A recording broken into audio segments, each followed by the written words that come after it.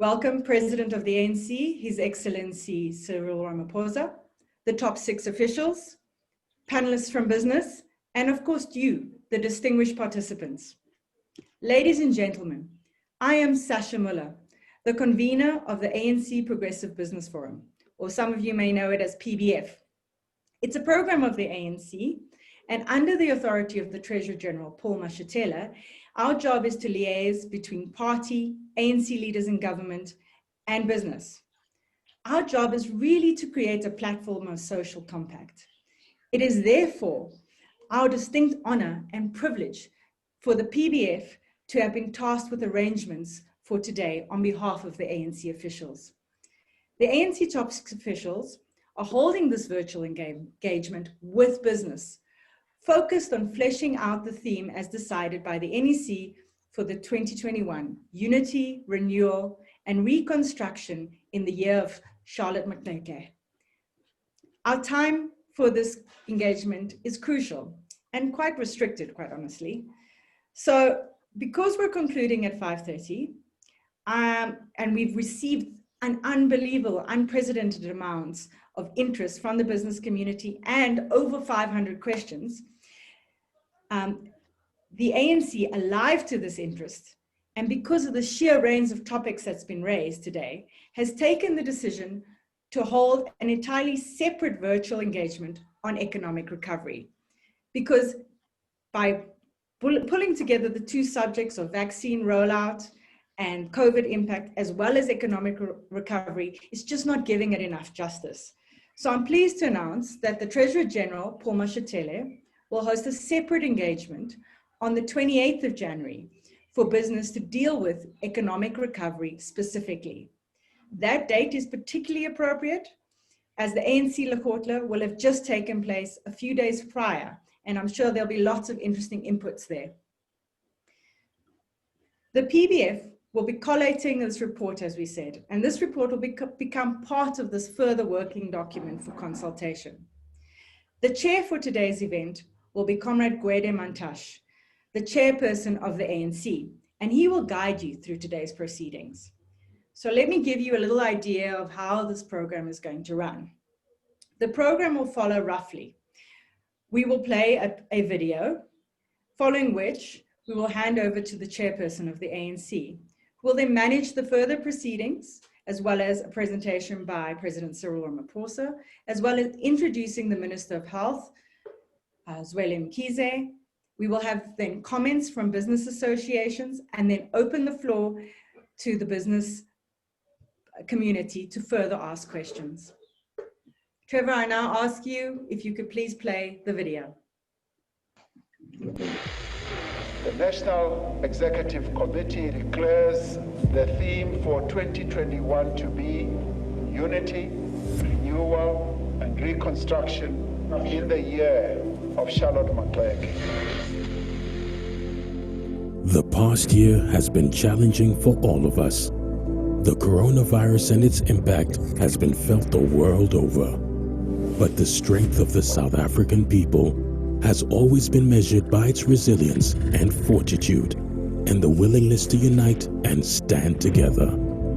The African National Congress proudly presents the Progressive Business Forum, the platform to herald a new dawn for the South African economy, bringing accountability, transparency, and opportunity to the business community, and striving to give effect to the call for a social compact with business. The Progressive Business Forum harnesses the power of technology, making it easier than ever before to unlock your business's potential.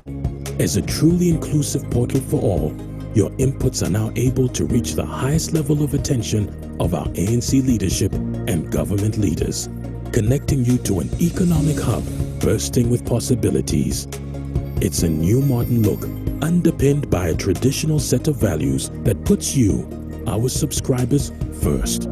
So, how can you be a part of it? Simple. Sign in, enter your business's details, and choose the package that best represents your company's goals. Our platform is safe, easy to use, POPIA compliant, and joining gains you access to a galaxy of benefits. From exclusive ministerial networking events to world-class webinars, workshops, skills training, trade facilitation, women in business, and so much more, the Progressive Business Forum platform becomes your gateway to a future never dreamed possible. Together, let's resolve the challenges facing our country and build a prosperous future. South Africa is ready to grow. Are you?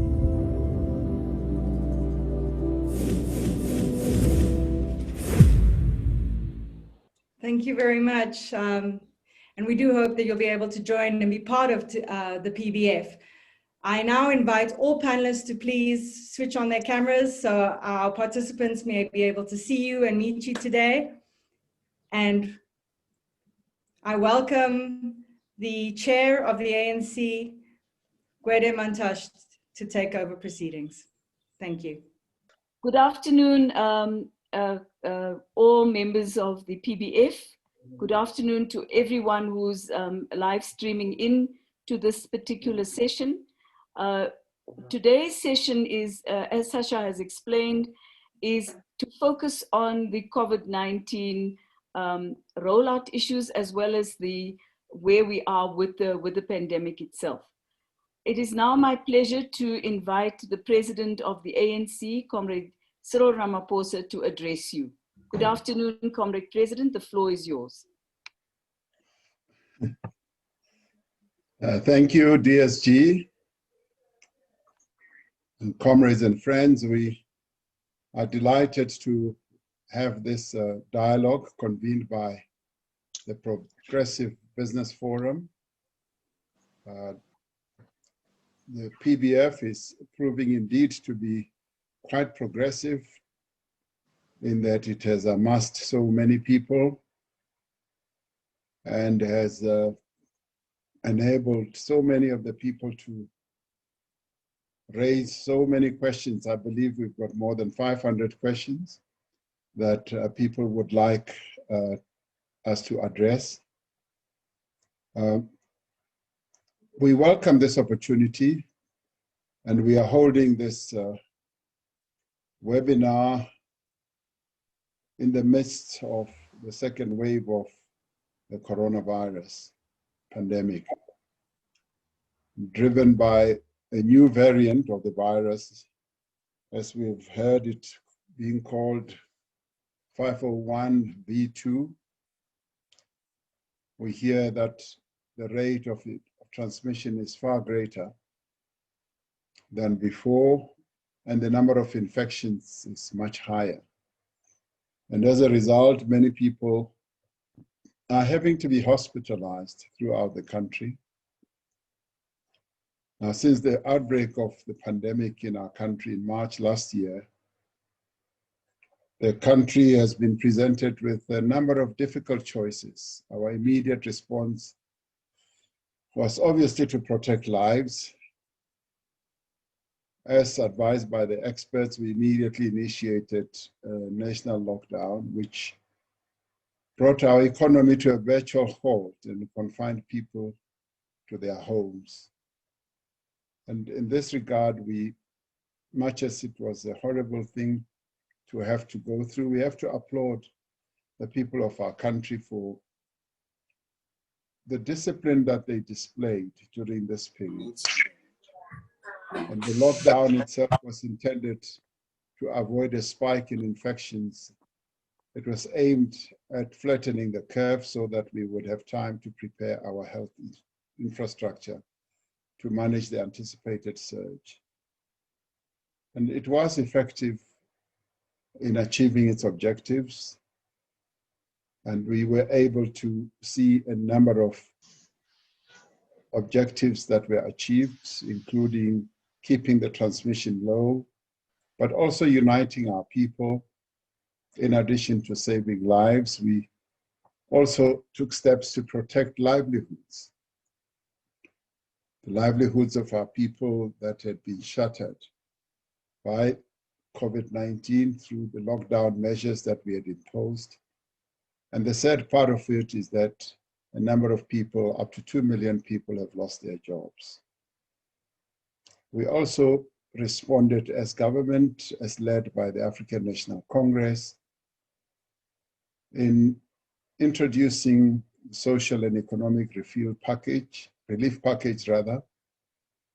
that amounted to about 10% of our GDP. And we were rather pleased that we were able to plug the holes that were already emerging in many of our households by augmenting the social grants. That helped quite a bit during a time when there wasn't much economic activity. We were also pleased that we were able to assist workers through the UIF TERS facility. And we have had to respond at a much more meaningful way by coming up with an economic reconstruction and recovery plan, which we announced in October. And the pleasing thing is that this plan was crafted by our social partners, business, labor, community, as well as government.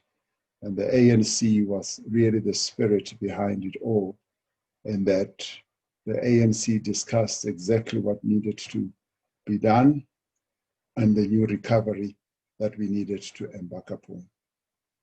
The plan itself identifies key interventions, and I'm sure that in the next meeting that the TG will host, we will be talking about the various aspects of the economic recovery plan. And I would want, if I can spare time to participate, to also get into the discussion and hear what a number of business people in our country have to say and what they see their participation being and what contribution they can make in as far as the industrialization aspect of the recovery plan, the localization, how we can go about localizing, and how also we can go to achieve energy security. Now, all these are issues which we would like to have as broad a discussion as we possibly can. And we've always argued that government cannot do it alone. And we are rather pleased that we've got a well-organized business sector or community. And we now want to have an opportunity to sit and discuss the various aspects. And we will be taking copious notes as we sit down with our colleagues. As part of this plan, obviously, and we need to discuss that at that meeting the TG will host, is the Africa Continental Free Trade Area, which was launched on the 1st of January 2021. This is a milestone event for the African continent. This is the first time that the African continent as a whole will be able to focus on economic matters, albeit from a trade point of view, but the free trade area agreement itself is the type that is going to instigate or propel a number of countries along the industrialization path. And this is going to be a major game changer. So in the next meeting, it will be pleasing if we can then focus more attention on that. So our discussion then, when we discuss the economy on the 28th of February, is it January, is going to be a really rich one, and I look forward to that. As we now are in the second wave, subject of today is going to be focused on the vaccines, which the Minister of Health will deal with in greater depth. And what we can say is that we are going to be getting the vaccines, and we are going to be getting vaccines in the numbers that we need and require here in South Africa. And we are pleased that our people are showing a keen interest in the whole issue of vaccines, and that more and more people are seeing that this is the best route to take, and it will be a game changer in as far as dealing with the pandemic is concerned. And our people are therefore correct in saying they want to know more details. They want to know where we're going to get the vaccines. They want to know what they will cost. They also want to know when they are arriving. They also want to know who are the classes of people who are going to get the vaccines first, and the various phases we are going to go through in the distribution of the vaccines. Our people want to know, the storage issues and everything. And it is in the light of this that we too in government are treating this matter as seriously as our people are. Today, we established an interministerial committee, which will be chaired by the Deputy President. I will chair the first meeting and then set the whole process on the way so that we can deal with the various aspects of the vaccine distribution. The Deputy President will lead that whole effort. It is going to make us in government work in a joined up manner where we are going to cooperate much more effectively. The strategy on vaccine has already been developed.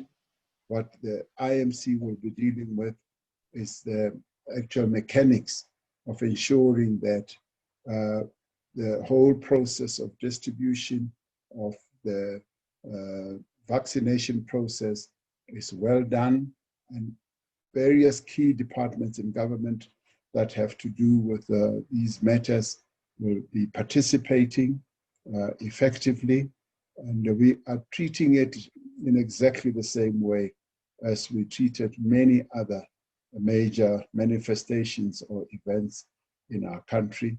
We see this as a major project. This will be so big in that we have to reach more than 40 million people. Anything about me. And we haven't had such manifestation in a long time in our country. In fact, this will be the very first time. The World Cup did not amount to that. The national elections and provincial and local elections don't even get near this. This will be a massive project where we have to reach out to more than 40 million people at one set time. So it is for this reason that we are treating it very seriously. Already the coordinating teams have been set up. The other issue we welcome is that businesses are going to be working with us as we deal with this whole matter of vaccines. The Minister of Health will outline precisely how we have gone about seeking to acquire these vaccines through the COVAX facility, through the African Union initiative, and through our own direct dealings with the producers as well as manufacturers. We believe that we've now reached a stage where we will be able to effectively defeat COVID-19, and we will only be able to do so if our people continue to observe all the protocols about COVID-19, which we have been talking about.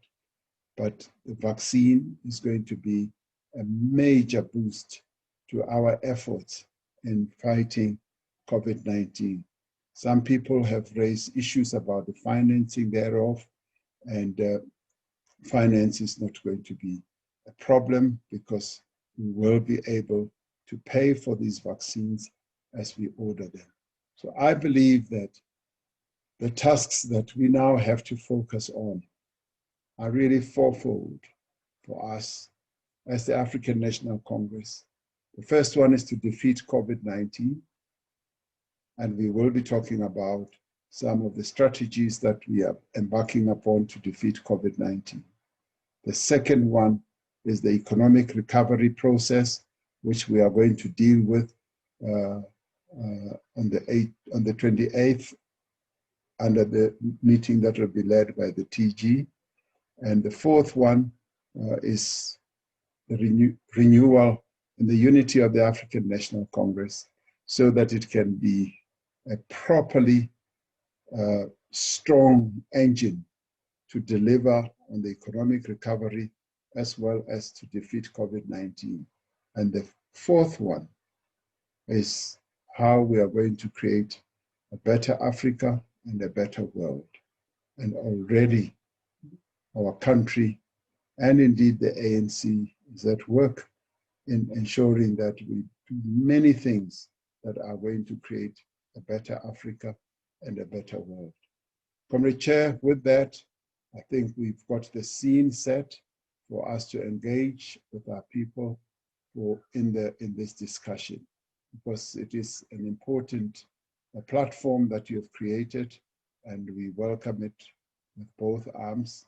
And I have no doubt that the year ahead, much as it will be difficult, and much as there are going to be many challenges that we are going to confront, as the African National Congress, we have confronted many other difficult challenges in our history, and this is but one of those that we will be able to confront, and we will emerge victorious.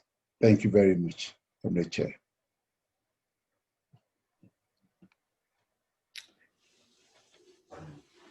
Thank you very much. President, I'm just looking if the, Comrade Gwede Mantashe is back. If not, I will continue. We've now reached a point in the program. Firstly, let me ask everybody to kindly put off their videos to enable better communication. Comrade Mantashe is back, and I'm going to hand over the chair to him to introduce Comrade Zweli Mkhize and Dr. Akina Tulare. Thank you, Comrade Mantashe.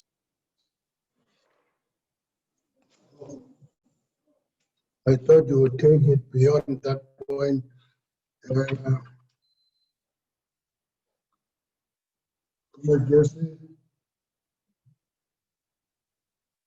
Chairperson? Take it beyond that point. Okay, I'm happy to do so. I'm still breathing heavy. Okay. Firstly, let me say thank you to the President for setting quite a good scene for the discussion and for the panelists, taking into account what the ANC's four primary tasks will be the defeat of COVID, and that certainly is task number one and priority number one for the next couple of months. Laced into that is the economic recovery process, which can only work very well if there is unity of the African National Congress and renewal of the ANC as a fighting force to support the people in our country, in particularly the poor. And of course, we don't live on an island, and therefore the interconnectivity with Africa to create a better Africa and of course a better world. With that having been said, I'm very happy to introduce Dr. Zweli Mkhize, or perhaps it's Dr. Patla. I'm not sure. I see it wasn't clear, and then followed immediately by Dr. Tulare. Thank you very much, DSG. Indeed, it's Joe Pasha. Comrade Zweli is held up, so he has asked me to stand in for him. I hope I can be heard. My gadget seems to sometimes show me something else. Okay, thank you very much. I think the host has allowed me even on the video. Let me pass my greetings to Comrade President and all the officials of the African National Congress, national officials, and greetings to all comrades on the platform. Also greetings to the leadership of the PBF, the host of this discussion this afternoon. Indeed, as Comrade DSG has indicated, I'm with Comrade Dr. Tulare, who will make a substantive presentation just in terms of how we're proceeding with the preparation for the vaccine program. Just to recap briefly to say, comrades, it is now almost 10 months. In fact, just over 10 months since we've been in South Africa with the virus. In terms of the world, the virus was confirmed in January 2020, so it's more than 12 months now that the WHO confirmed the COVID-19 virus in China in the Wuhan province. Our first case was on the 5th of March 2020, so just over 10 months from now. A lot of work, as comrades are aware, have happened both at the broad national level with all our partners in the provinces, not only at health, led by our president. From the health side, our task was to prepare the health platform so that those who need healthcare can be catered for, but also run an awareness and a screening campaign and testing campaign. Now, the lockdown, as President mentioned earlier on, during the course of middle of March, right up to June last year, gave us a time to also prepare additional capacity within the health facility and do much more screening and testing. Now, our first peak for the first wave was around July, differing in different provinces, but largely around July and August. We were able to sustain that situation. In some provinces, it almost overwhelmed our health facilities in the Western Cape, in the Eastern Cape. Gauteng prepared at some stage. We thought we were going to be overrun also in Gauteng and also in KZN, but we managed through that first wave. And the peak started declining around September, October, and as we started November. And we thought we were going to have sufficient breathing space. We thought from the various epidemiological projections that we will probably only have the risk of a second wave around January 2021. But to our surprise, mid-November, we started seeing flashes of a high rising of infections in the Eastern Cape, starting in the Nelson Mandela Bay, and quickly spreading to the rest of the Eastern Cape, and also going into the Garden Route and most of the Western Cape. And now since December, this has now spread through to the rest of the country. And during the middle of December, it has spread sufficiently for us to actually declare that indeed we were now in the second wave of the infection. And of course, the festive season did not help with all the movements of people from the inland into the coastal areas, from the industrial areas of Gauteng, Cape Town, and eThekwini, and Nelson Mandela Bay, and Buffalo City, moving into the rural areas. All those movements did not help in terms of spreading the virus.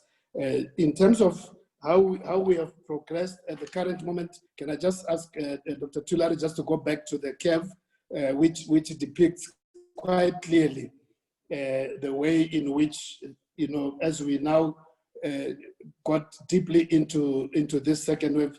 I think this graph clearly just depicts in terms of the way this second wave has been actually spreading, with the green showing us the average 7-day average of the new infections, and with the blue line showing the hospitalizations, and the red line showing us the deaths. Now, as we see on the left-hand side, that graph shows us the first wave, which, as I said, that peak was November to August 2020, and then it declined. And then we had quite a bit of plateauing of the infections for quite some time. And then, of course, came November, towards the end of middle of November, and then the rise of the infections, as I said, starting in the Eastern Cape and rising. And as we can see, whether we're talking about the number of new infections, whether we're talking about the level of hospitalization, and also the number of deaths, we can see that where we are, as we reached our tall peak there, just as we went towards January, That is much higher than the peak which we reached during the first wave. Now, at least the promising thing now is that while many of our facilities get quite stressed in the main provinces of Western Cape, Eastern Cape, we're not totally overwhelmed by the infections. But as it's been spreading to all other provinces, we know that even provinces like Limpopo has now become number 4 in the rise of infections on the daily average infections, and our health facilities have been struggling. But the good thing is that over the last 7 to 10 days, you can see also on the graph there that there's a small downward trend at the end. So there is a promise in the sense that in the last few days, from the high peak of just under 22,000, 21,000, 20,000, 19,000, over the last few days, we have also recorded just below 10,000 infections per day. Now, Comrade Akwana Tulare will speak more in terms of, as we know, we've been intervening in terms of the prevention methods, the hand hygiene, cough etiquette, social distancing, sanitizing, avoiding crowds. But from the second half of last year, we started, as the world started moving towards investigating possibilities of vaccines. We also joined in looking at possibilities of how we could access the vaccines, largely talking to colleagues within the WHO, but also talking directly to various pharmaceutical companies. We joined the COVAX initiative of the WHO, and even towards the end of last year, were able to pay the deposit into the COVAX. And now at this stage, as Comrade Akwana Tulare will indicate, we are actually on the verge of completing the contracts through which we will be able to receive our first consignment of the vaccines before the end of January. And we are preparing to receive more stock in the second quarter of the year, third quarter, and right up to the end of the year. At this stage, Comrade Chair, I will want to give over to Dr. Tulare to take us through the presentation. This will give us more detail as to how we're preparing for the rollout of the vaccine. Over to Dr. Tulare. Thank you, Comrade Chair.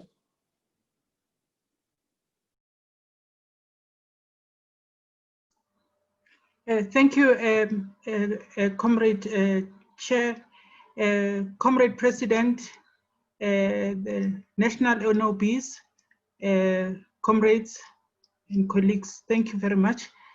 I'm going to present the framework that has been adopted for the implementation of the vaccination in the country.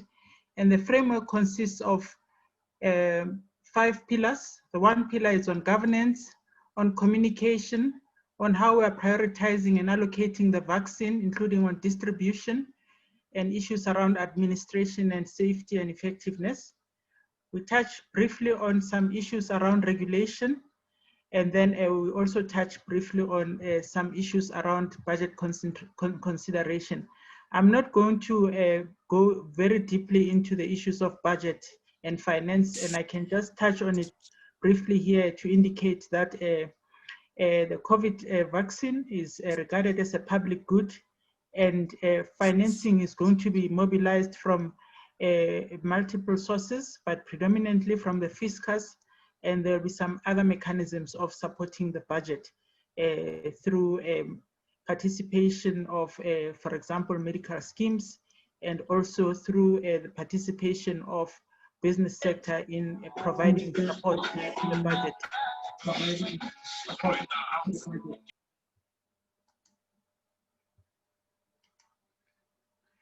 So if we look at the principles that we are following in procuring and distributing and allocating the vaccine, must I start my video? They say I must start the video.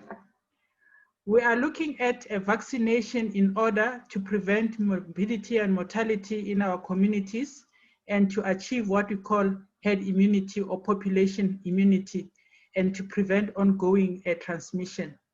Our target for herd immunity, it's 65%. We would like to see 65% of the population vaccinated so that we can have population immunity, and this will help us to prevent ongoing transmission. This advice is coming also from the Ministerial Advisory Committee on Vaccination that has conducted various exercises of modeling to understand what will be critical for us to reach that population immunity. The other key principle here is that South African government will be the sole purchaser of the vaccine for the country, and the Department of Health will contract with suppliers to purchase stock and allocate to the various role players, either in the public sector or in the private sector. The reason for government being a sole purchaser is because there is scarcity of supply globally, and the negotiations are quite complex, and they require that the engagements happen at government to supplier level. This will also ensure that we achieve some of the key principles of moving towards a universal health coverage by ensuring that there's equity in acquisition and distribution of the vaccine in the population. Because of the limited availability of the vaccines globally, it will be necessary for us to procure available stock from different manufacturers, and these manufacturers are currently positioned at a global level. And this will result in us acquiring different types of vaccines. So we call them multiple vaccines in the program, and it might be a single dose vaccine or a 2-dose vaccine. And if ever you get a single dose vaccine, you cannot interchange it for a 2-dose vaccine. So it's because of how the availability of vaccines is unfolding globally. And allocation of the vaccines will be to various priority groups, and this also addresses the principle of equity and efficiency in allocation, and this is going to be guided by the Ministerial Advisory Committee on Vaccines. The vaccination system is going to be based on what we call a pre-vaccination registration system, meaning that all of us will have to get into a register of some sort so that we know who is going to be vaccinated, where are they going to receive the vaccination, and which dose are they going to receive. This vaccination, pre-vaccination system will help with that. And there'll also be an appointment system for vaccination, meaning that once you have registered, there'll be an allocation of the site at which you are going to be vaccinated. And with this, it means that we'll be able firstly to control how many people visit a vaccination site and how many vaccines should be allocated to that vaccination site. And it will also help us to manage those that are expected to come back for the second dose of the vaccine. As I've indicated, all vaccinated persons will be on this national register and will be provided with an electronic vaccination card. The leadership and coordination of the vaccination will be led by the Interministerial Committee on Vaccinations, as Comrade President has indicated in his introduction, chaired by the Deputy President. And the role of this Interministerial Committee is to ensure that the 40 million South Africans who are going to make up the 65% that is needed for herd immunity are vaccinated. We'll also have what we call the COVID-19 Ministerial Advisory Committee that will be advising the Minister on technical and other issues. We've got the Ministerial Advisory Committee on Social and Behavioral Change that will drive a concerted social mobilization campaign to all sectors. And then at an operational level, we'll have a National Vaccine Coordinating Committee, and it will be tasked with leading the National Vaccine Scale-Up Program. And also it will work with the provincial health departments who will have provincial vaccine coordinating committees, as well as the private sector and other stakeholders such as civil society and any other identified role players. We'll also have a private health sector coordinating committee that includes medical schemes, the Hospital Association of South Africa, Independent Practitioners Association, retail pharmacies and groups, specialist associations, nursing associations, other health professional associations, logistic providers, pharmaceutical manufacturers, employers, and business represented in this private health sector coordinating committee. What we want to highlight here is that in terms of what the MEC on vaccines is advising, taking into account that vaccines are not going to be available for everyone immediately, and that there needs to be a system of prioritization that will allow us to distribute the vaccine based on what we have at hand. What the MEC has advised on is in terms of prioritization, that we need to prioritize those that are in roles that are considered to be essential for societal function, and I'm going to clarify this in the next few slides, and those that are most at risk of infections and who are facing serious outcomes, for example, if they get infected, such as those that are above the age of 60, or those with comorbidities, and those living in overcrowded settings.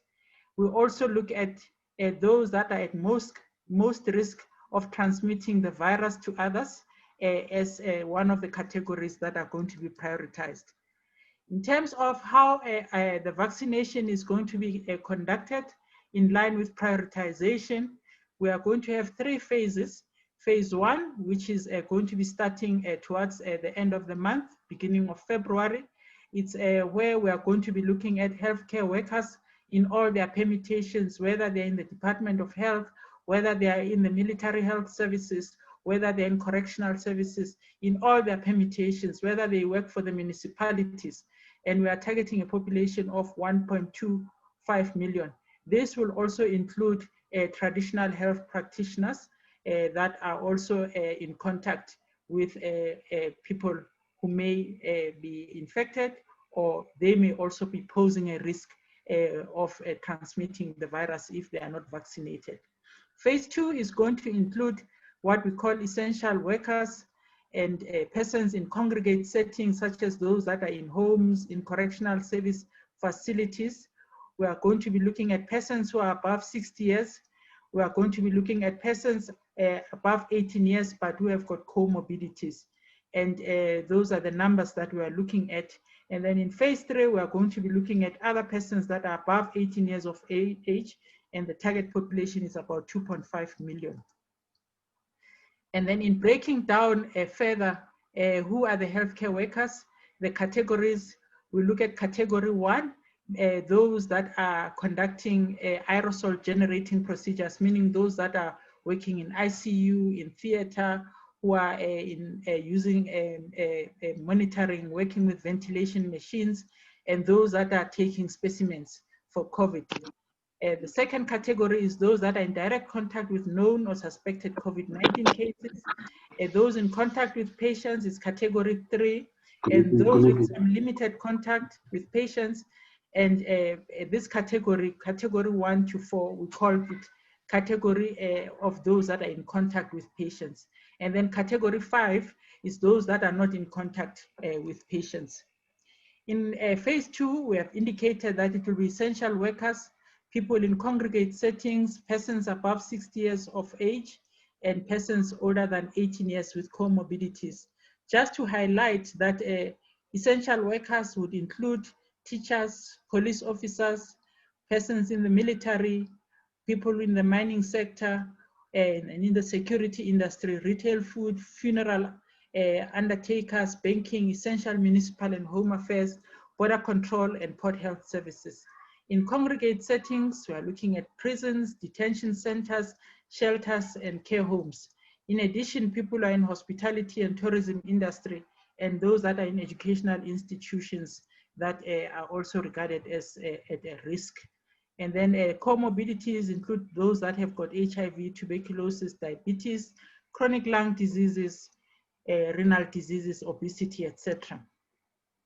In terms of the approach that we have taken in selecting the vaccine, we have got 6 key considerations that we've taken into account. Firstly, that the supply of the vaccine must be secured and it must be sustainable. So we call it supplier capacity. And that the vaccine must demonstrate features of safety, efficacy, and it must be able to induce immunogenicity, meaning that you must be able to demonstrate that it can stimulate your antibody response or your cellular response so that you can fight the virus as you are exposed to it. It must be easy to use and easy to schedule, including the number of doses required. It must demonstrate stability during storage and distribution, and it must be cost effective for our country. And it must also have received a regulatory approval through the South African Health Products Regulatory Authority, either in the form of full licensure or in the form of emergency use authorization that SAHPRA is able to conduct. So it's a combination of these 6 considerations that has been taken into account as we select the vaccines, but taking into account the issue of availability as well. We have looked at various vaccines as of this stage. For example, the first vaccine that we have looked at is the one that is produced by the company called Pfizer and BioNTech vaccine. It has received regulatory approval in the EU and by the FDA in the US, including WHO. SAHPRA filing is still currently being finalized, but it's almost concluded. This vaccine is more than 90% efficacious, and then it's a 2-dose vaccine. The rollout has already happened in various countries, and where bilateral deals have been signed with each of those countries. The issue that creates complexity around this vaccine is that it requires storage at -70 degrees, which may be a limitation, but we understand that our capacities in the country in terms of logistics and storage will be able to meet the requirements of this vaccine. And then the other vaccine that we are looking at, it's the vaccine that is produced by AstraZeneca in partnership with the Oxford University. And in terms of regulatory approval, it has been approved in the EU and in the UK. And its efficacy, it's 70%, and it's a 2-dose vaccine. Further work is currently being conducted on this vaccine to ensure that the efficacy is monitored and it improves. We are informed that there's research on efficacy and studies that are currently ongoing that may yield a better efficacy in the near future. AstraZeneca has outsourced its production to various sites globally, and the site that we're interested in is called the Serum Institute of India. It's the site that we have engaged on discussions with, and they have indicated that they are going to be giving us our first consignment of vaccines of around 1.5 million doses that will start rolling out on some of the prioritized categories of recipients of the vaccine. It's likely that this vaccine is going to be used widely, globally, and especially through the COVAX facility, and it uses a tiered price model that is quite affordable. What is also encouraging about this vaccine is that it does not require a stringent storage temperatures. You can store it at a temperature of 2 to 8 degrees Celsius, and it's very, very doable in a lot of developing countries. There are other vaccines that we are looking at. It's Johnson & Johnson. In terms of the regulatory position, the product is in the process of being approved. The dossier has been submitted. It's a single dose vaccine. You'll recall that I had said that it could be a single dose, a 2-dose vaccine. Johnson & Johnson is a single dose product, much easier for administration and also more cost effective. What is also interesting about this product is that it will be manufactured. Johnson & Johnson has partnered with Aspen and it will be manufactured in the Aspen facilities in the Eastern Cape on a contract basis, and it will be supplying many countries, including our country. And then there's another company that we just want to highlight called Moderna. It has received a regulatory approval in the EU and by the US FDA. Although colleagues, if ever you have been watching in the news, there had been some concerns around this vaccine. It's a 2-dose vaccine.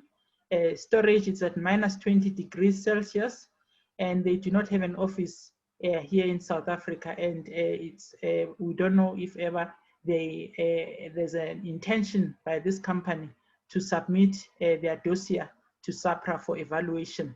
But we have had various discussions with this.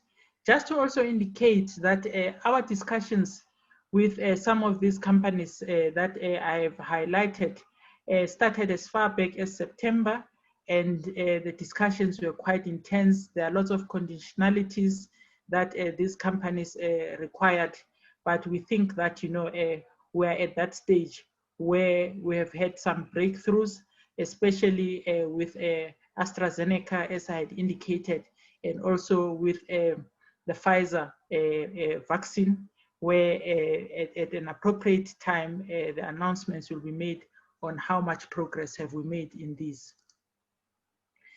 The other issues around regulatory issues is that SAHPRA looks at whether a vaccine is safe and effective, and this is in line with what is contained in our Medicines and Related Substance Act. And our South African Health Products Regulatory Authority has put in several measures to ensure expedited approvals of safe vaccines, including working with other regulators where there are agreements such as in Europe, in the US, in the UK, and this will ensure that we expedite the approval processes. We are also looking through SAHPRA at a priority review approach for all COVID-19 vaccine applications. And so if ever there's an application, it receives a priority review. And there's also another measure that has been taken into account where there's flexibility in relation to labeling and packaging requirements, meaning that if a vaccine, for example, is labeled in English, then we do not have to change the labeling. And then we'll look at the other vaccines that are labeled in other languages and make sure that they are labeled so that we can use them. Exemptions of medicines by Minister of Health from certain requirements is undertaken in this instance. And then the other area that has been taken into account is to ensure that we are able to authorize in terms of Section 21 of the Medicines and Related Substance Act, where manufacturers have not yet submitted a dossier, but you can approve on an emergency basis the use of that product. And the Department of Health has meetings with vaccine manufacturers who are also encouraged to submit dossiers for those that have not yet submitted dossiers. So these meetings take place on a regular basis. And in terms of how the vaccine is going to be procured, this will be governed by the Public Finance Management Act and the Medicines Related Substance Act. Emergency procurement procedures for vaccines and service providers in logistics, training and communication, and human resources are currently undertaken where no contracts are available. There's been a request submitted to the National Treasury for deviation from normal supply chain processes for vaccines so that we can be allowed to procure even from a limited number of manufacturers without being penalized for not seeking as many manufacturers. And this is precisely because of the scarcity of supply of the vaccines. And it's also, procurement is also governed by registration with SAHPRA and approval by SAHPRA. So the competitive bid processes it will be based on registration status, availability of stock, and cost effectiveness with shortened time frames for this process. For the distribution of the vaccine will arrive in the country through the purchaser, which is government. It will come into the ports of entry, and then an identified distributor will distribute the vaccine to centers where vaccination is going to be undertaken. For healthcare workers, the vaccine storage and distribution will be managed through a mechanism that is agreed upon. It might be outsourced, or it might be through some other mechanism of PPP, but it will be a central distributor. Vaccines that are acquired through the COVAX facility, the storage will be outsourced and distribution will also be outsourced, but this will be done also through a central distributor or through contracted distributors using a competitive bid process for the contracted distributors. And then for contracted vaccine suppliers, the supplier will be responsible for storage and distribution in line with good pharmacy practices and maintenance of cold chain, and it will be delivered to the identified vaccination sites. And you can see that on the right of this slide, we identify the sites that are going to be used for vaccination, either in the public sector or in the private sector. And I'm going to just touch on this briefly in next slides. The other area that we want to highlight is that because of the scarcity and the importance of this good or public good that we are going to be administering to our population, we want to ensure that there's security in the distribution of the vaccine, and therefore it will be expected that those that are going to be distributing must have vehicle tracking and monitoring, and this must be supported by our security agents. In terms of where the vaccine is going to be administered, meaning the administration sites, we will be deploying the SAPS and the SANDF to those sites to make sure that we secure this vaccine. The vaccines are going to be trackable and traceable, and we are going to use a barcoding system, scanning system to do this, meaning that we will have to make sure that we know where each and every vial is going to be used, and this will be through this scanning system.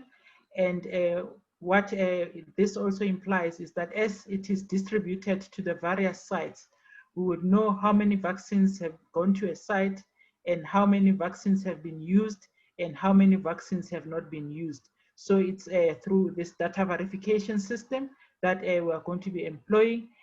Vaccines must be disposed of in a secure fashion, and we must also ensure that we monitor that there is no wastage of the vaccine. In terms of phase 2 and phase 3 distribution, we are going to use various sites such as health facilities, vaccination centers, outreach vaccination programs, and work-based vaccination programs. And we have identified examples of categories that are going to be vaccinated in each of the sites. I'm not going to go into detail on this one.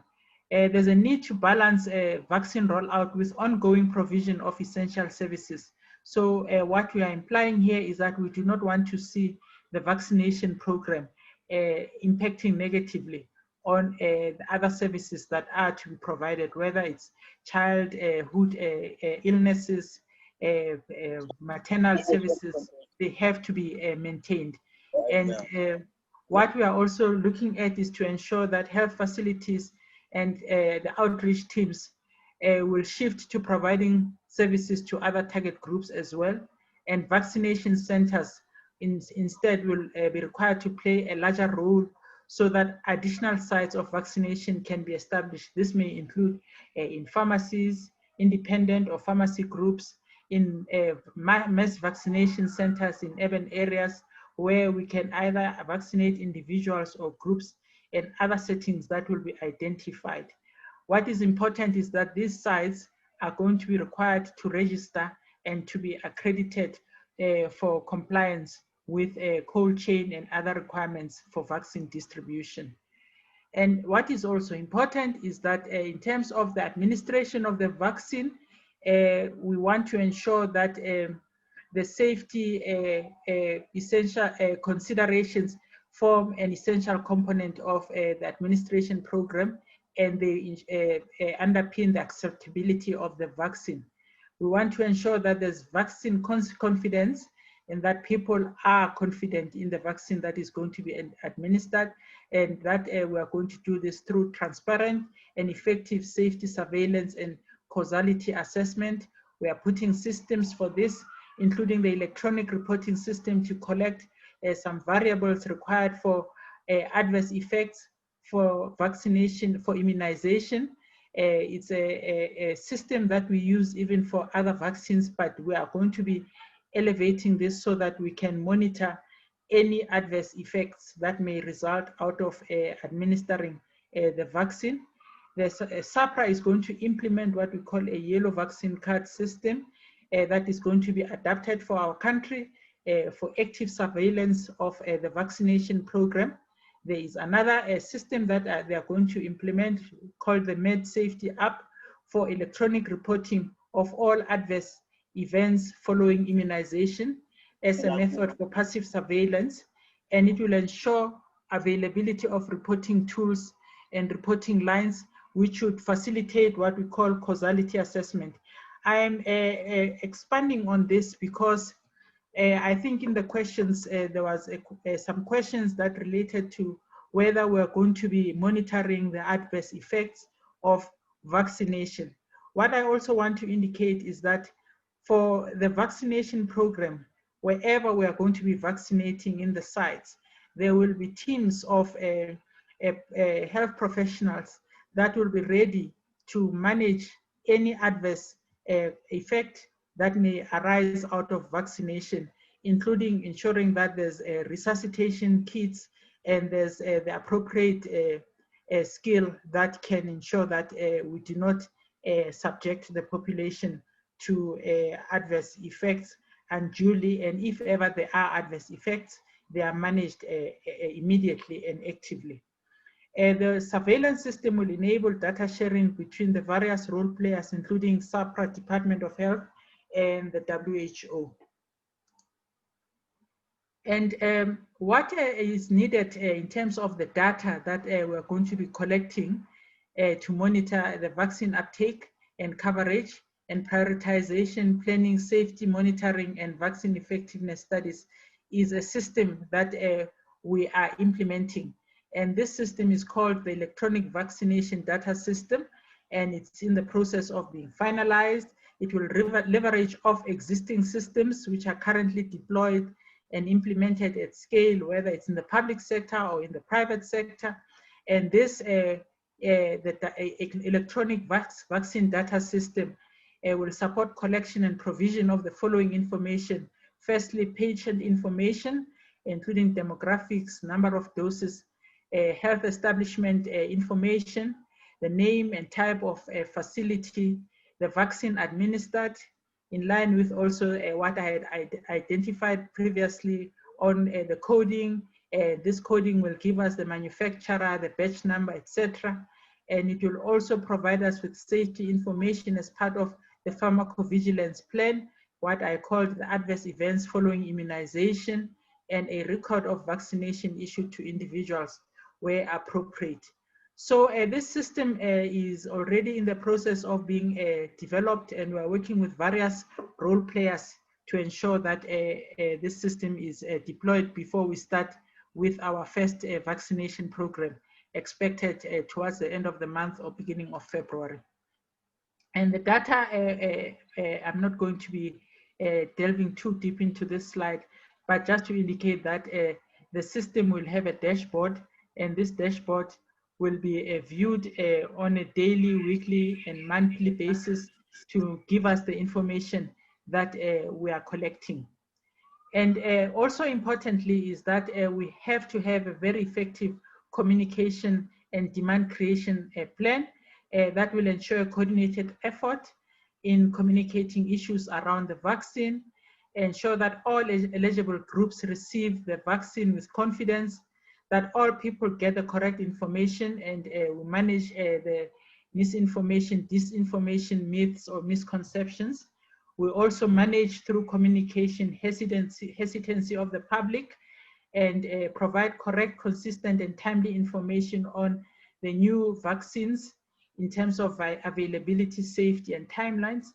And then must generate awareness and understanding of the phased approach and understand low risk perceptions of the infections amongst people and build an enabling environment to adapt and maintain COVID appropriate behaviors, including non-pharmaceutical interventions, and mitigate misconceptions and adverse events and build public confidence. At the beginning of the presentation, we had indicated that there's a ministerial advisory committee on behavior, and together with the other entities that are responsible for communication, whether it's the government communication and information department or other role players that work with GCIS and the Department of Health, they will be required to drive this exercise, because if we do not do this exercise, we may even undermine our efforts of getting buy-in from our communities. I just want to end the presentation by highlighting an issue that we picked up in the questions around ivermectin and some concerns around it and anxieties around why it is not implemented. Firstly, we want to indicate that ivermectin is a host-directed agent and a broad-spectrum activity, has got broad-spectrum activity against many RNA viruses in vitro. However, what we are also saying is that it works as by reducing viral loads by inhibiting the key cellular processes that the virus hijacks to enhance infection and suppress the response of the host. There have been no positive recommendations at this stage for the use of ivermectin in the management of COVID-19 infections by any regulatory authority such as the US FDA, the European MA, and the British regulator. So what SAHPRA has got relationships with these entities and has looked at the work that has been done around ivermectin, and this is the position that we are at this stage. Also, thirdly, is that the WHO does not currently recommend the use of ivermectin for the treatment or prophylaxis of the virus. And we also know that there is no clinical trial applications that have been submitted to SAHPRA for review on ivermectin at this stage. And as of the 22nd of December, ivermectin has therefore not been approved by SAHPRA for use in humans. And there is no confirmatory data on available on this drug as yet for use in the management of COVID-19 in humans.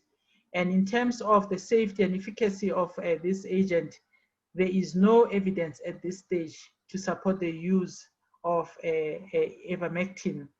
And then SAHPRA, as I've indicated, has not received any applications to register ivermectin for human use, either as a prophylaxis or as a treatment. But SAHPRA has committed to fast track any review that has been submitted to it as an application, should it be submitted. As I've indicated at this stage, there is no application that has been submitted.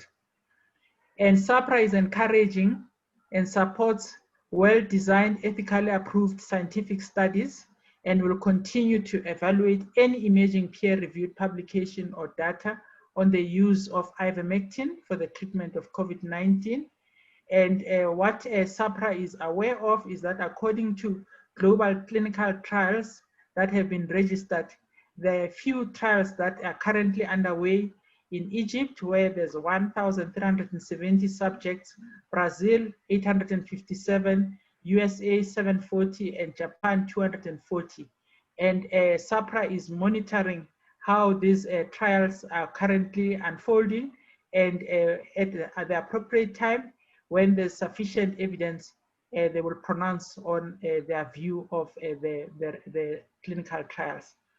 And SAHPRA will also consider enabling access to approved formulations of ivermectin intended for human use including through Section 21, meaning emergency approvals, provided such a request is supported by evidence. That's my submission. Comrade Chair and Comrade President, leadership, thank you. Thank you very much, Dr. Tulari. You certainly took us through the journey of why we need to have a seismic shift in our behavior. You've introduced the aims of the vaccine, the fact that it must be safe and effective, how it will be allocated and who makes the decision about allocations, the establishment of an IMC, the relationship with private health sector and the coordinating committee, the prioritization of the vaccine, who will be prioritized first in a 3-phase approach. I would now like to hand back the chair to the chairperson of the African National Congress, Comrade Gwede Mantashe. And I'd also like to thank Dr. Patla. Thank you very much, DST President, Secretary General, TG. I haven't seen the TP here. All of you who are here. We're getting to the panel discussions. What we are going to do is to give each panelist a maximum of 5 minutes, a maximum time of 5 minutes for introductory remarks. Then we open up for questions and comments. The panelists are the CEO of the Black Business Council, Khaki Mataban. Khaki Kaupamsa Boy. Raise your hand, Khaki Babon. There he is. That is the CEO of the Black Business Council. Then we're having Bright Kongwana, who is the chairperson of the Youth in Business South Africa. Where is Bright? Bright? I'm here. Okay. And we have got Mr. George Sebulela. Sure, He's United Sebulela. I'm here, Chair. Okay. He is the president of the South African United Business Confederation. Lastly, we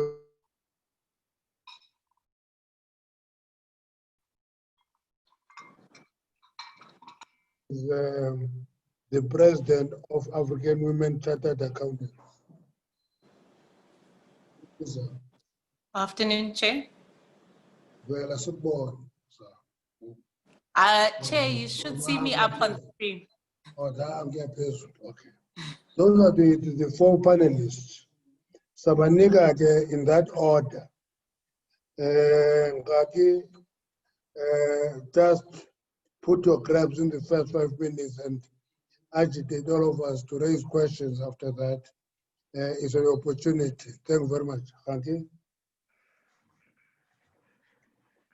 Thank you very much, Chairperson, President, the leadership top 6 present. Thank you very much for inviting us to this. And also thank you very much to the PBF for hosting this event, specifically to Sasha and Sipo. I'll be very, very short, Chairperson, to save you time. The first one is, and my questions will sort of be related, but the first one is about Black economic empowerment. As you all know, there's a Black Economic Empowerment Act that was passed by government, and related to that, there's a BEE Advisory Council, and the BEE Advisory Council term of office ended in 2019 October, and that advisory council was supposed to advise government on BEE, Black Economic Empowerment. So I think the challenge that we are seeing is that when people see that the appointment of the council is not happening, then they start to think that perhaps maybe government does not necessarily take Black economic empowerment serious. And I think hence we have seen during the PPEs and when we were fighting COVID that there were some other elements who wanted to even take us to court and take government to court, especially taking the Minister of Tourism to court regarding BEE. So our appeal is that if the president can just appoint the BEE Advisory Council as soon as possible, because we've spent more than a year now without the BEE Advisory Council being appointed. And then relating to that is the issue of the value chain opportunities. We do have members who are maybe young people, women, and people with disabilities. And we have seen during the procurement of the PPEs that there have been some people who have been opportunistic in registering companies today and getting opportunities tomorrow. So our appeal, I think, again, is that let's maybe use companies that are registered by SAPRA only, companies that they've been around. We do have members who are in the sector. We've got medical doctors and so on. We've got companies that are properly registered. So when there are these value chain opportunities that are going to arise, for example, for distribution, administration, logistics, it's important that we do not forget Black economic empowerment in that process. We ensure that companies that are owned by young people, by women, by people with disabilities are also afforded opportunities. And my last point, Chairperson, is that there's been a perception created in the market that government does not have money to fund the acquisition of this vaccine. And I think that, in a way, puts government in a bad light, that government cannot afford a public good such as this, which is very, very important. So perhaps maybe we need to find a way of coming with the communication mechanism that then goes a long way to deal with this perception and say, our government is not broke. Our government can afford to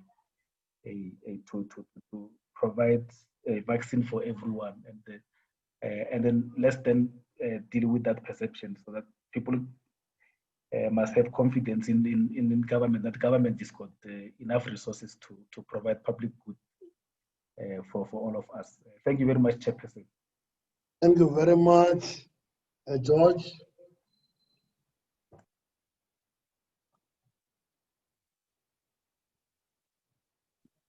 Chair, thank you so much for inviting SAUBC.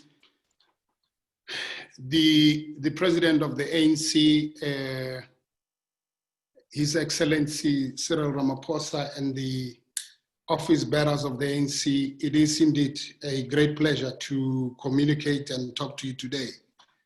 The convener of PBF, Sasha and Sipho Mbele, whom I think they're doing quite a very good work. Thank you so much for inviting us, and the team that works with you. I want to take 1 minute just to introduce the South African United Business Confederation very quickly.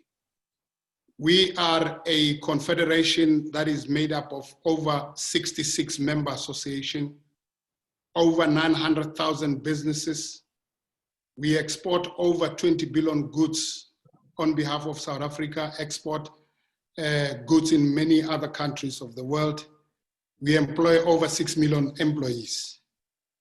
And our vision is very simple, is to make South Africa to become and be the preferred investment destination in the world.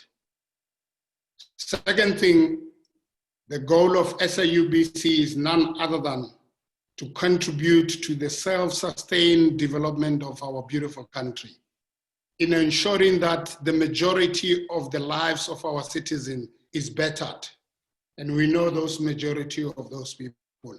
And we decided to strictly say the Export Council, the Industry Association, and the chambers are going to be our members to come together as one on behalf of South African business.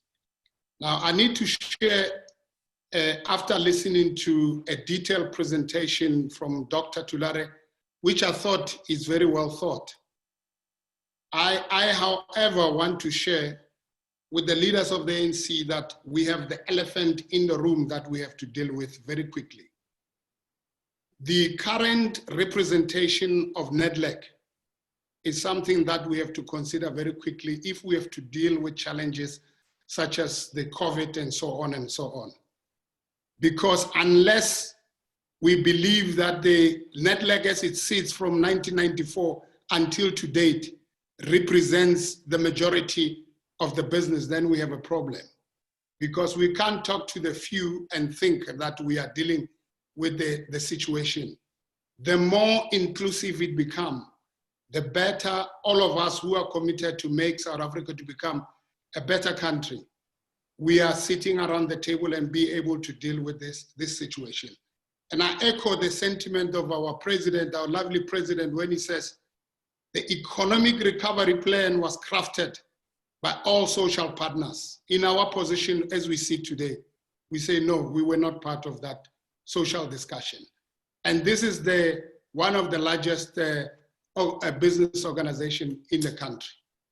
I, however, want to echo that the presentation as they were made by various individuals, they are of a nature that I think a lot of people have taken a lot of effort in dealing with this pandemic, and we appreciate the work done from those individuals. I also want to implore that in the process of the value chain of this vaccine, let's not fall short and repeat the same mistake again that we have seen with the PPEs in ensuring that the procurement policies that were crafted in this country are followed to the teeth. Because what we don't want to see is to see already identified suppliers before even the process begins. And that will unjust the majority of our people as they sit in various organizations. And I would also encourage that as we formulate committees of various structures within the health sector, let's make sure that we make it more inclusive such that the execution of the strategy or the plans that have been done are effective in ensuring that we achieve the results that we want to achieve. With those few words, I would like to say thank you again. We are committed and we will play a role, but however, we would like to see acceleration and invitation to make sure that we make the most important structures of the country to be more inclusive. Thank you very much. Bright. Thank you, Chair. Mr. President and the leadership of the African National Congress, the guests, both local and international, I humbly greet you. I am Bright Mthembeni Hlongwane, the founding Secretary General of Youth in Business South Africa, an organization aimed at creating more job makers and less job seekers. I'm also the Managing Director at Isimmangaliso Group, a property, consulting and energy company. I'm here representing over 17 million young South Africans. Mr. President, the three things that young people need are: one, opportunities. As we have heard that there are going to be various opportunities presented through the vaccine rollout, the playfield must be leveled. Two, resources. Young people need resources to ensure that they maximize best use of these opportunities. Three, trust. You and the ANC need to trust young people with leading and taking South Africa forward. Namibia has Minister Emma Theophilus, who's aged 23, Mali has Minister Kamisa Kamara, who's age 35. Zimbabwe has Minister Kirsty Colventry, who's 34. Botswana has Minister Bukholo Kenewendo, age 30, to name a few. When should we expect to see a minister or deputy minister under the age of 35 in the Republic of South Africa? We also need the National Youth Fund, a fund which would be administered by the NYDA to ensure that all those young people whose businesses were not being able to be assisted by the various funds have access to funding. The funding also will help young people in the arts, science, and technology businesses. And there needs to be at least a minimum of 500 million to that fund. The NYDA alone is not enough to cater for all young people in South Africa. Also, we need an urgent convening of the Presidential Youth Working Group.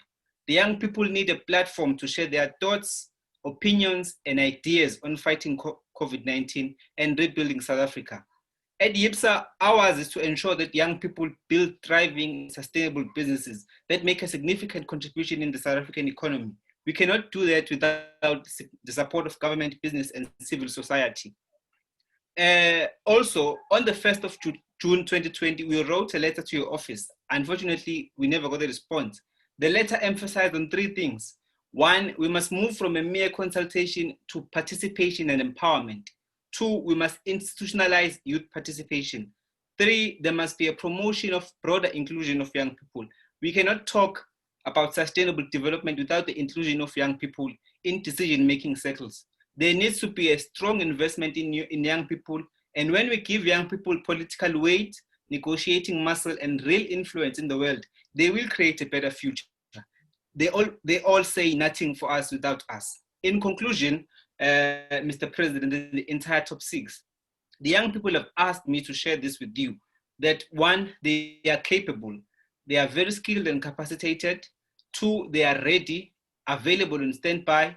3, they will definitely take South Africa forward. I thank you. Thank you very much, Bright Zama.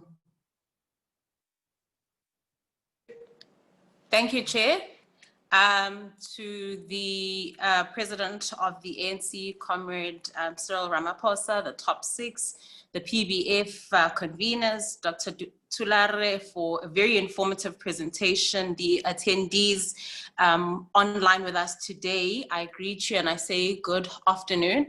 My name is Zama Kangile. I represent the African Women Chartered Accountants Forum. So we're an organization established in 2002, the main purpose of which is to build formidable ethical leaders that have the chartered accountancy profession that we can then deploy into senior positions, both in the public and the private sector. So I am excited that we are able to be part of this engagement and lend our thoughts on the vaccine rollout plan that has been presented. So when people say that they cannot find, these women to take up positions, because even this rollout is very aggressive in terms of the short timeline, considering the 40 million plus people that must be reached within a reasonable amount of time.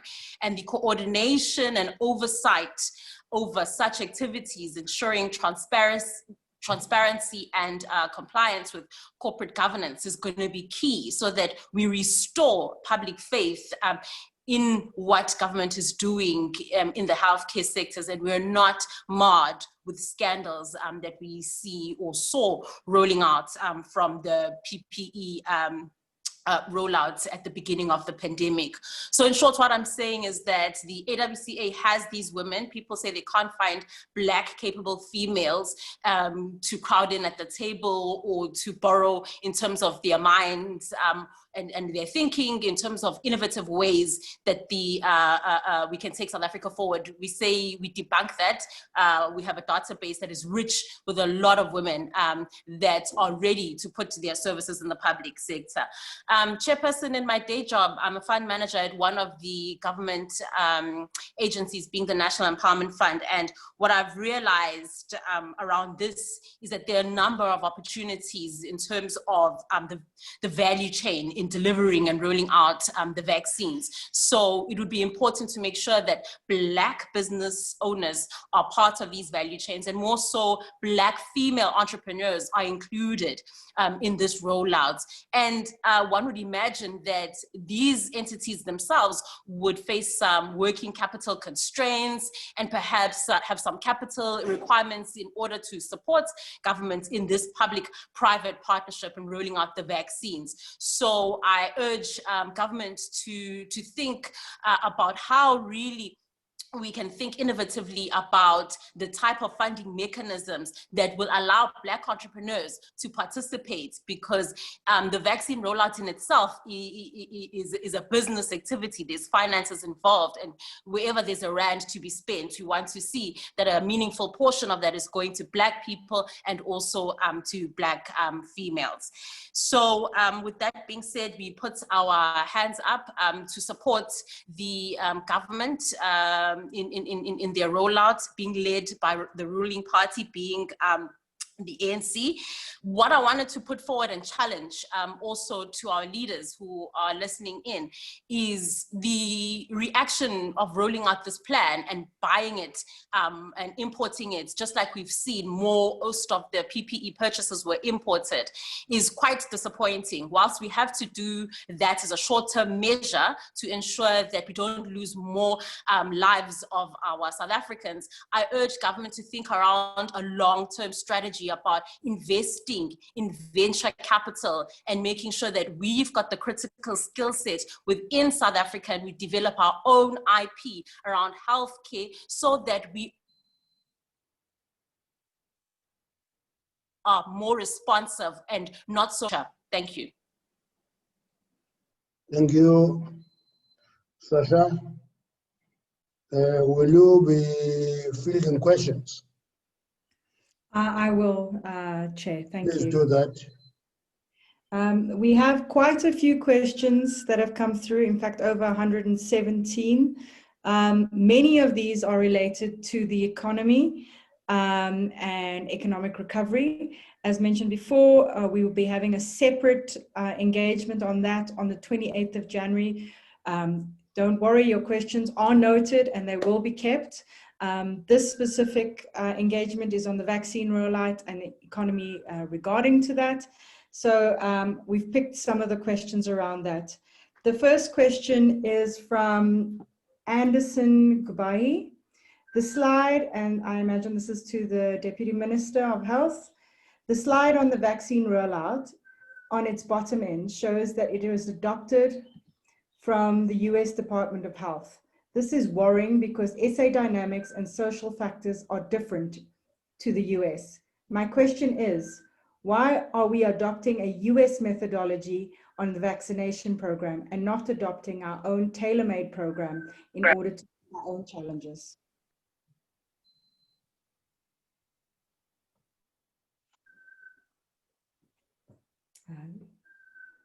That question is the Deputy Minister. Oh, okay. I was waiting for guidance as to whether we take question by question or whether there will be many. But maybe just because you have asked me to respond to that one, I think maybe the participant might have missed something on because there is no way where we said that our plan it's based on US information or on sort of copied on the US plan. I'm not sure, they might have seen where it's mentioned that in terms of regulatory approvals, our regulatory authority cooperates amongst others with the Food and Drug Administration of the US and also with various other bodies in Europe and United Kingdom. But I must hasten to say that SAHPRA also does get from the WHO and also in other regions as well, where there are regulatory authorities. So I think there might have been some missing link in terms of what the participant thought it meant. But in no way, our plan, it's a wholly South African-made plan. We do learn from the experience of other countries who have already started the rollout. I mean, just to give an example, good and bad lessons we have to learn.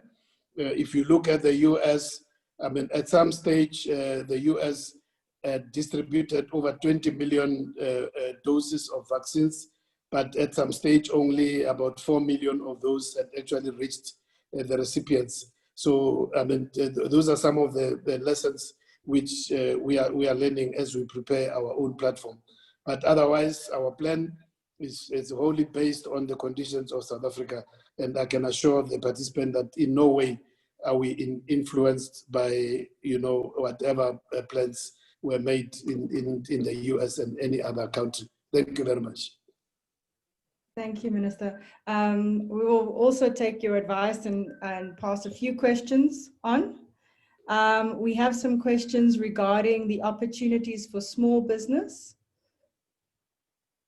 And some of these the opportunities are there opportunities for small logistical companies to be involved in the process? Can government please create platforms for business to register and get accreditation to be part of the distribution process of vaccines and those that are not facilitated? I would like to know why we are not creating our own vaccine, and not sure if we'll be safe to function as normal. There was another question regarding the vaccine about what testing will be done regarding the vaccine rollout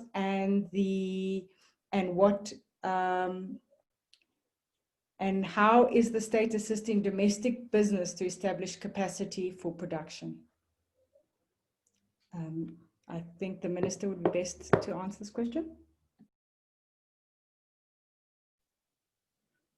Well, thank you very much. I think some of those also do overlap with some of the issues raised by members of the panel, opportunities for small business and also Black-owned businesses and women-owned businesses and companies.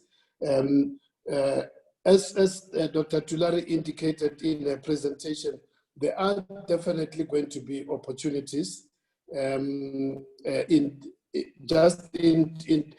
as far as storage, as the consignment arrives. That one is very clear that we have an agreement with a company which is partly owned by the state, BioVac, which is a company which is specializing in vaccines. It's already been doing that work for many years. So as far as storage is concerned, BioVac will be looking after the receival of the vaccines, make sure that they are inspected, make sure that there are no defects and so on, and making sure that they are stored in a conducive environment in terms of the cold chain.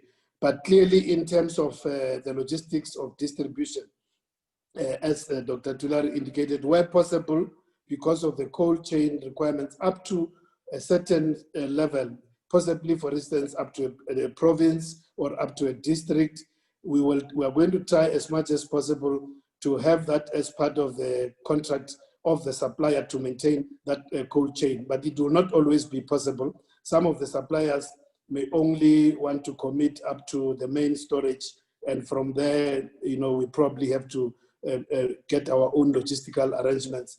So in that regard, as the report indicated, there will be opportunities for private operators, logistical operators. And in that regard, I think the advice which we are getting, both from the panelists and also from these questions, are that we must not just look at the big companies, but we must also look at small companies. I think in that regard, it's a very timely warning because in that way, it means that through the various business associations, we're going to have to have very strong interaction so that the members of those associations who want to participate can receive information in advance in terms of the requirements, because this being medical products and specifically vaccines have very strict temperature requirements even during the transportation, right up to when they reach the recipient, the person who will be injected. So that information will have to be readily available and communicated with interested people, members of various business associations. In terms of, so I think the question of making sure that those companies are registered, I think that is the part which I think from our side, we're going to, in these various forums where we interact with business, it will mean that we must make sure that all the conditions are made available so that such interested business people can then have the right capacity and also make sure that they are properly registered.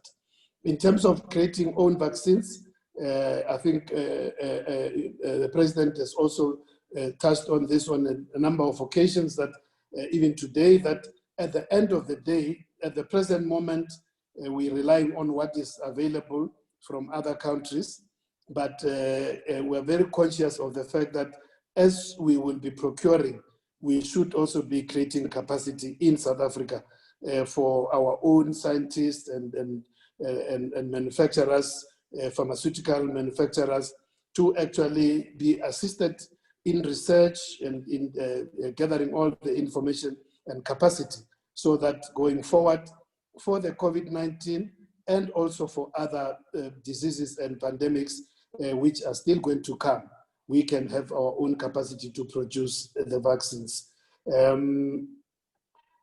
In terms of, I think, domestic production, I think we have already spoken to that. There will definitely be, our strategy as outlined will be tested. There will be a test run, both at national, provincial, and district level, to make sure that as people, at the current moment, we already have training programs through which people who will be participating as vaccinators and as managers of the vaccines are already being trained. There are training modules which are already being rolled out. So, and once we are ready, there will be definitely some test run. Let me leave it to the program coordinator. Thank you, Sasha. Many thanks, Minister. There were a lot of questions raised through our panelists today and the various business associations, which were relayed directly to our President, Comrade Cyril Ramaphosa. Added to that, Mr. President, we have a few additional questions that have come through in the Q&A. So before I hand over to you, I'll just read you those questions. Mr. President, our own scientists are unable to invent a vaccine. As opposed to always looking in the Western world to provide vaccines, won't it be cheaper for African ones? Now, I know the Deputy Minister has dealt with this. Perhaps you want to expand on it. Then it says, Mr. President, as you mentioned on the 1st of January, the AfCFTA was launched. However, we continue to see challenges in putting controls and processes to manage borders. How is the intent of the AfCFTA going to materialize when we still struggle with basic processes? Mr. President, the economy will never be run by a few. Can you and the top 6 attend to our problem direct, please? Let's address our issue to PBF. Can we communicate what the biggest problem is and why the economy is not more inclusive? I now hand over to the President.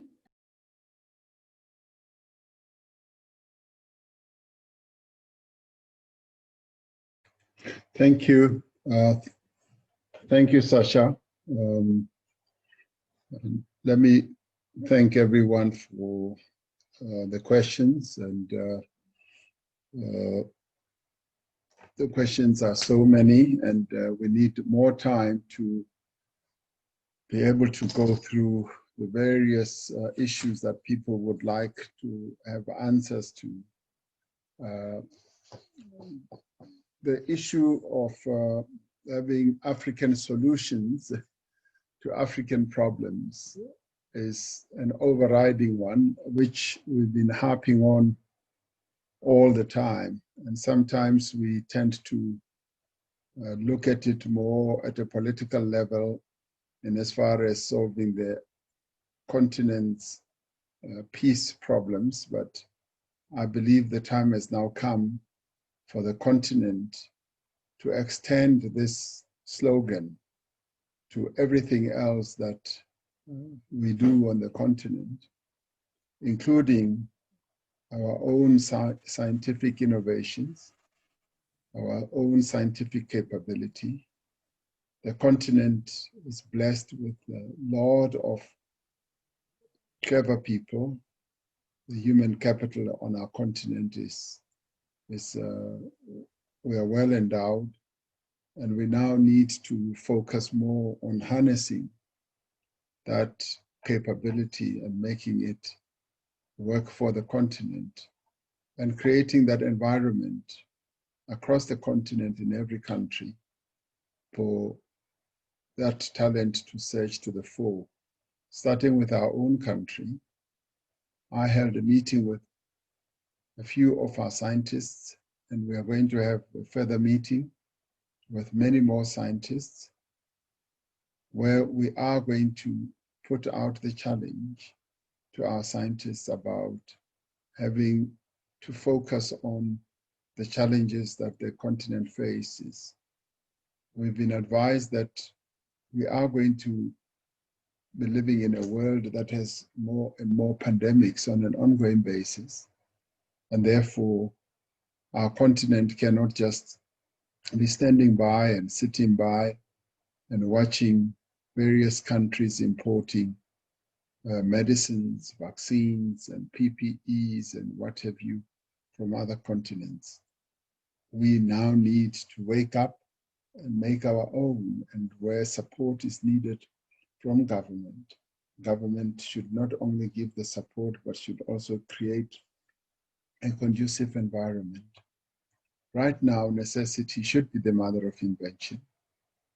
We should now begin to say, we now need to create diagnostics, medicines, vaccines for the 1.3 billion people who live on our continent. And South Africa, being the more industrialized country on the continent, needs to surge to the fore.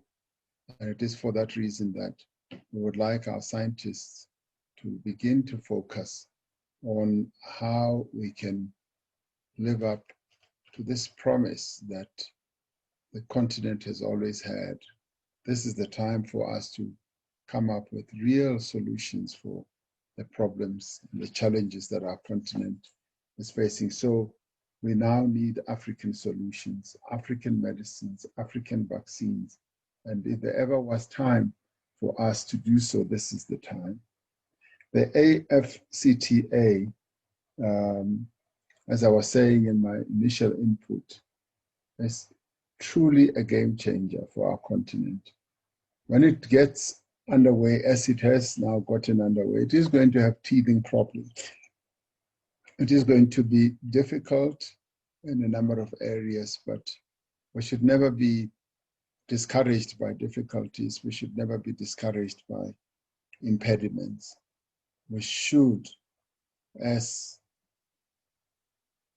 a continent, be able to demonstrate that we can overcome whatever difficulties and impediments and challenges.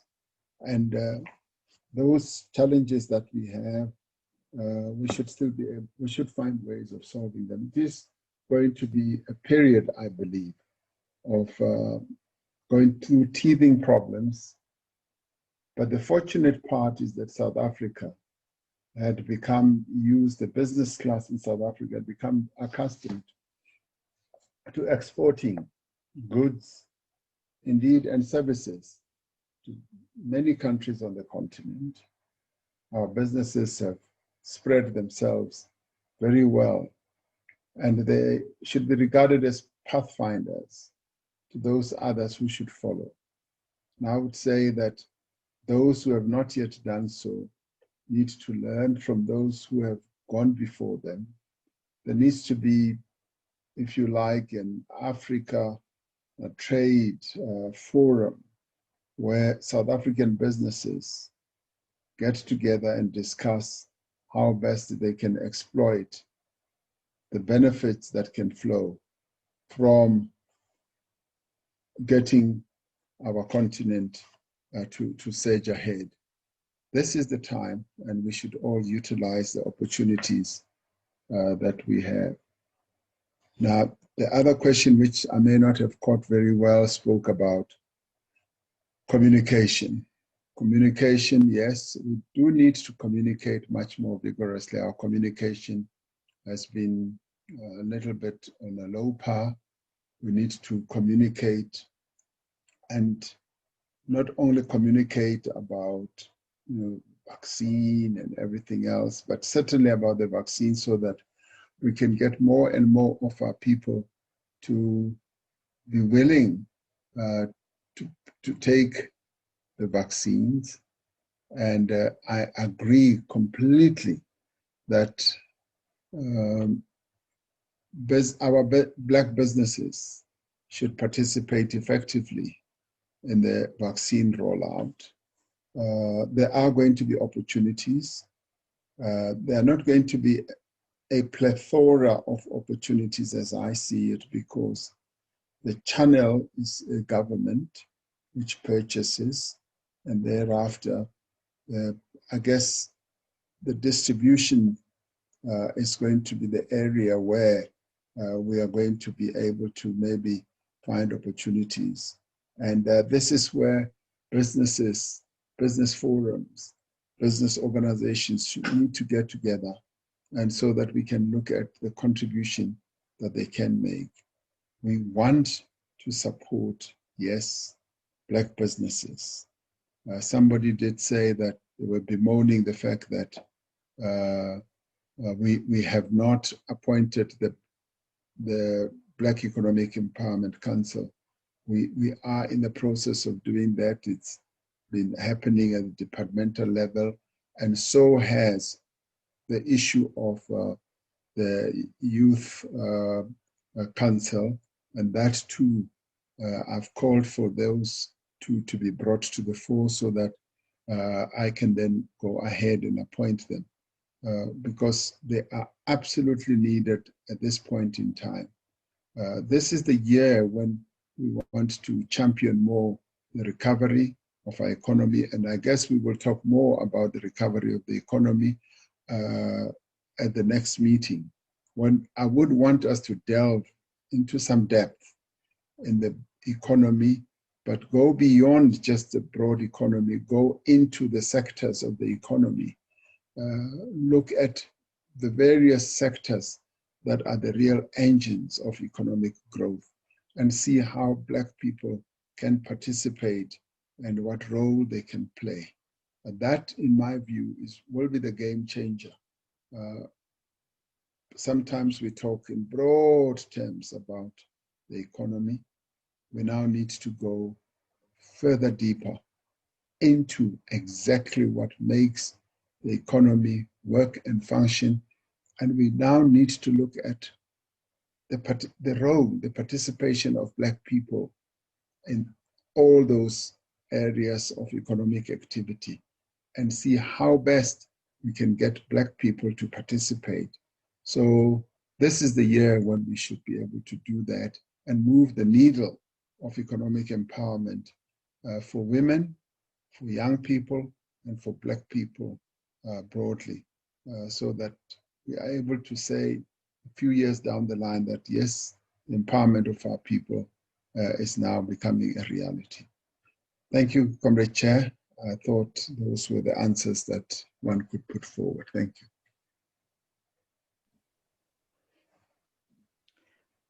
Many thanks, Comrade President. I hand back over to, we're running out of time, I'm afraid, and I see that there are many more questions. I hand back over to Chairperson Gwede Mantashe. Please note your questions are noted, they are not forgotten. We have registered all of them. We will now shortly be collating a report which we will share with all the various study groups. But to add to that, please join us at the next session on the 28th of January with regard to economic recovery. Also, once the chair has spoken, we will be launching a bit of a poll. Please participate. It will really help us to be able to get more feedback, and your feedback is welcome. Thank you, Comrade Chair.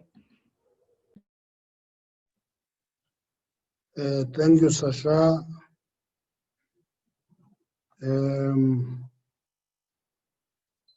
Thank you very much for everybody for participating. This is becoming an interesting topic because it is also in a contested space. Many say many things about vaccines, but the more we communicate, the thorough we communicate, the more details we release, the better prepared is society. It can't be left to luck. That society will be supportive and that society will accept what we say. It is going to be a function of a detailed engagement that this was. Sometimes presentation appear long, but it's not long, it's information being given so that people cannot complain of not having the information. The more we repeat it, the more it sinks to the mind of the people. And the more we also talk to people who are actually cautious and reluctant, not so. You see, economic sabotage, which is linked to stories that try to discredit the vaccines, must be attended as crime. If you ban towers and you do many other things, that is not a protest, that is a crime, and therefore you have immediately created a crime scene. Let's engage, talk openly, answer questions, go back if we need be, and I must thank the panelists for informative inputs that they were there. I hoped, Sasha, that you would have given them more time to answer some of the questions, so that they are not just panelists, they also take some responsibility, but in answering, because in answering questions, you also take responsibility. But it's okay. We're here now. Thank you very much. We appreciate that. Sasha, let's take the poll, and this is the end of this session, but let's take the poll. Many thanks, Comrade Chair. The poll is now on your screen. First question, would you take the vaccine? Yes, no, or certain? Uncertain?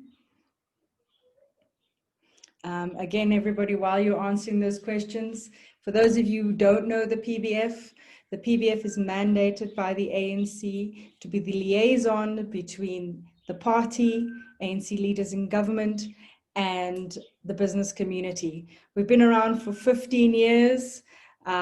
We've done incredible work as far as the facilitation and ensuring that the social compact between business is there. If you want to find out more, go to www.pbf.org.za. We'd love you to be a part of us. The more feedback, the more engagement we have, the more we can build a more inclusive economy for all. I think we're going to close that poll now. And Sasha, maybe just, would you like me to share the results with everybody or not? Yeah, just so everyone can get a feeling of what is this feeling about the vaccine at the moment. Let's share the results. It's all part of the transparent process that the PBF is now following.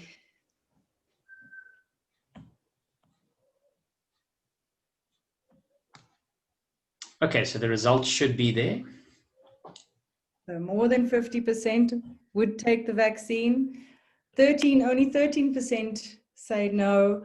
That 29% I imagine that's just because more information would like to be shared about it. Let's go for the next question, and that's about today. Did you feel today was informative? And I hope you can rate today's poll, and we thank you for being part of this process and joining it. We hope that you join us in a few days again for economic recovery. The Africa Free Trade Zone is a massive, as the President mentioned, a massive game changer. Do we actually understand the ins and outs of it? What is the opportunity for South African business? And how can we work together to bring Africa further up in the continent as a whole, higher up on the economic ladder? It was an interesting stat one of our researchers brought to my attention. It took the EU 35 years to form. It took the AU to put together the Africa Free Trade Zone, only 35 months. So it shows that there is an extreme will, an extreme passion to be able to move forward. And we'd love the business community to engage us with this and talk further about the strengths of countries that we could work together to build an economy of the continent overall.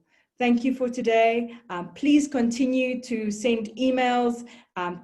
Again, your questions are, if they weren't dealt with today, we have some comments, as an example, for Kashif Whitcomb from the PPF. These are all noted. These will all be part of the reports, and we will share these reports with you. Thank you again, and have a fantastic evening.